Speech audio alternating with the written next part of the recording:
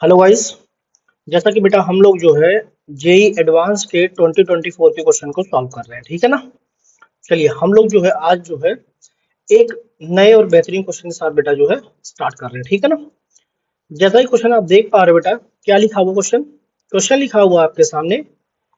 Late के belongs real number if limit x tending to 0 plus sine of sin kx plus cos x plus x to the power 2 upon x equals to e to the power 6, then the value of k is। तो बेटा पूछा गया k की value, अपने पास चार option दिए हुए हैं 1 2 3 और ये 4।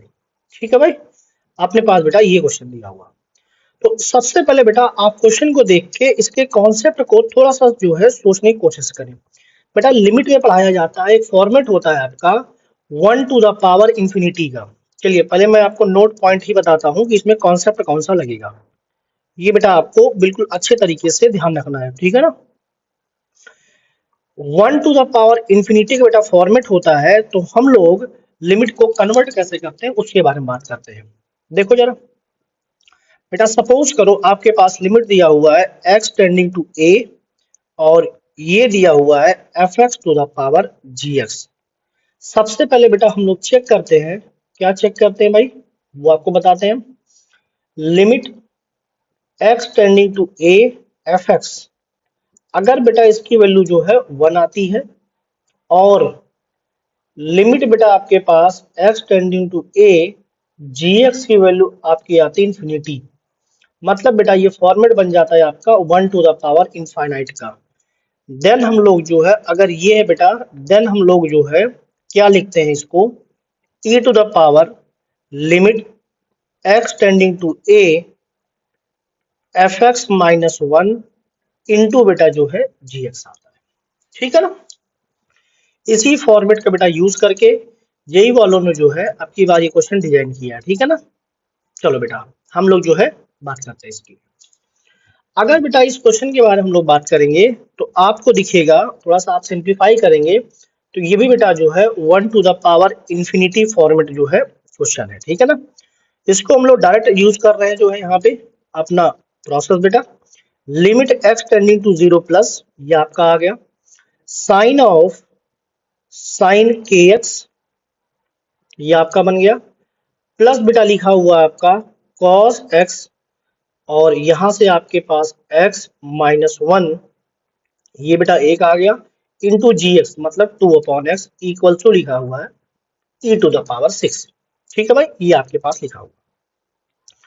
चलो बेटा 2 आपका कांस्टेंट है, इसको बाहर आप निकाल दे।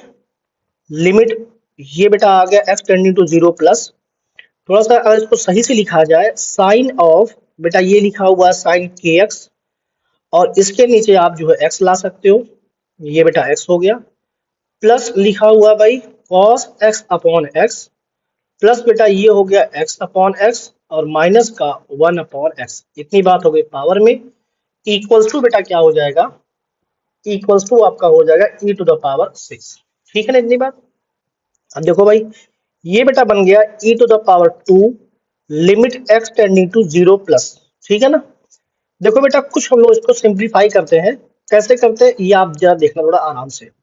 बेटा साइन के एंगल में है साइन के एक्स, तो हमने क्या किया, साइन मैं अलग कलर से लिख देता हूं, साइन के एक्स से बेटा हमने क्या किया डिवाइड किया, तो हमें इससे मल्टीप्लाई भी करना पड़ेगा, जी जरूर सर।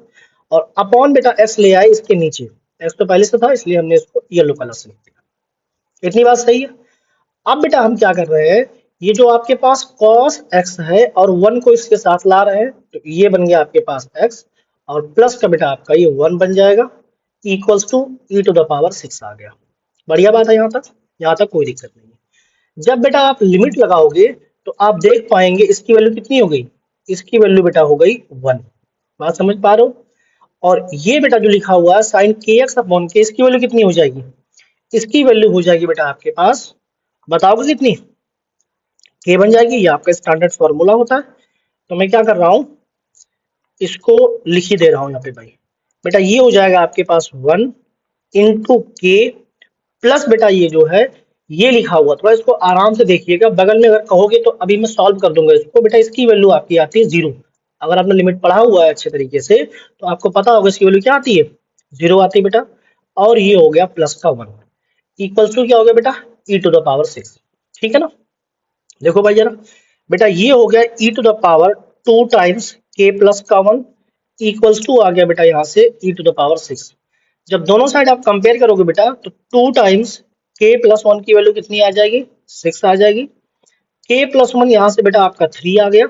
और अगर आप थोड़ा सही सॉल्व करेंगे तो बेटा k की वैल्यू कितनी आ गई, 2 आ गई। यही आपका जो है बिल्कुल करेक्ट वाला बेटा आंसर है। ठीक है ना, आप देख लीजिए ऑप्शन आपके पास बेटा कौन सा आ रहा है, ऑप्शन आपका आ रहा है second, B option is the right answer. ठीक है ना, कुछ बच्चों को बेटा इसमें दिक्कत आ रहा होगा कि सर ये जीरो कैसे बना दिया आपने, ये जो लिखा हो बेटा आपका, तो थोड़ा सा इसको हम आपको आपके लिए सही करते हैं। मैं आपको फिर से करके बताता हूँ। ठीक है ना, देखो बेटा मैं पेज ऐड कर रहा हूँ और मैं आपको बता रहा हूँ लिमिट क्या था बेटा आपके पास, x टेंडिंग टू 0 प्लस, ये आपके पास है cos x minus 1 upon x। ठीक है ना बेटा, इसमें मैं क्या कर रहा हूँ, एक x से मल्टीप्लाई एक x से डिवाइड कर रहा हूँ। ठीक है ना, जैसे ही इतना काम किया हम लोगों ने, ये हो गया x टेंडिंग टू 0 प्लस। बेटा ये cos x लिखा हुआ है, इसको देखो मैं हाफ एंगल में ब्रेक कर रहा हूँ।